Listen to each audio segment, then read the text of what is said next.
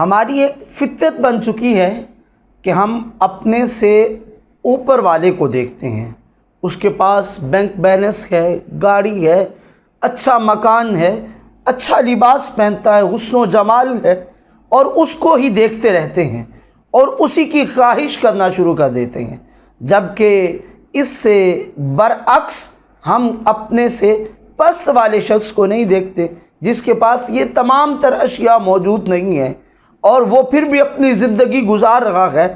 اللہ کا شکر بندے کو دیکھ کے اس شخص کو کرنا چاہیے جو اس سے مال و زر میں کم تر ہے، جو ادنا ہے، پست ہے۔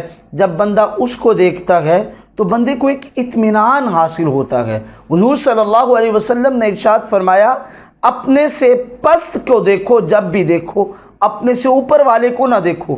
جب بندہ اپنے سے پست کو دیکھتا ہے تو پھر جو نعمتیں اللہ نے دی ہیں بندہ انہیں کمتر نہیں سمجھتا۔ جب ہم اپنے سے غریب فقیر لوگوں کی طرف توجہ کریں گے، ان کی زندگیوں کو دیکھیں گے تو ہمارے اندر ایک جذبہ پیدا ہوگا۔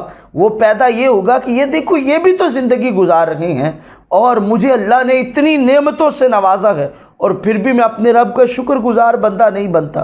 حضور نے فرمایا، بندہ درہم و دینار، مخملی چادروں اور سیاہ رنگ کی پوشاکوں کا بڑا شوقین ہوتا ہے۔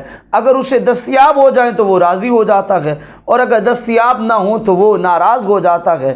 ایسا شخص ہلاکت کی طرف بڑھتا ہے۔ تو گویا اگر کسی شخص نے اپنے آپ کو برباد کرنا ہو تو وہ اپنے سے اوپر والوں کو دیکھتا رہتا ہے اور اسی دھن میں اپنی ساری زندگی گزار دیتا ہے۔ مجھے یہ بھی مل جانا چاہیے، میرے پاس یہ بھی ہونا چاہیے، میرے پاس یہ بھی ہونا چاہیے، جبکہ اسلام ہمیں یہ درس نہیں دیتا۔ اسلام ہمیں یہ درس دیتا ہے، اپنے سے پست کی طرف دیکھو، اپنے سے مال و زر میں، باقی دیگر معمولات میں جو کمتر ہے اس کی طرف دیکھو، تاکہ تمہارے دل میں یہ بات پیدا ہو، یہ بھی تو میری طرح کے انسان ہیں، یہ اس حال میں اپنی زندگی گزار رہے ہیں، مجھ پہ تو اللہ کا فضل ہے، اس نے اتنی نعمتوں سے نوازا ہوا ہے اور اللہ کا میں شکر ادا کروں جتنا وہ کم ہوگا۔ یہ جب ہمارا مزاج ہوگا تو پھر اللہ ہماری نعمتوں کو بڑھاتا چلا جائے گا۔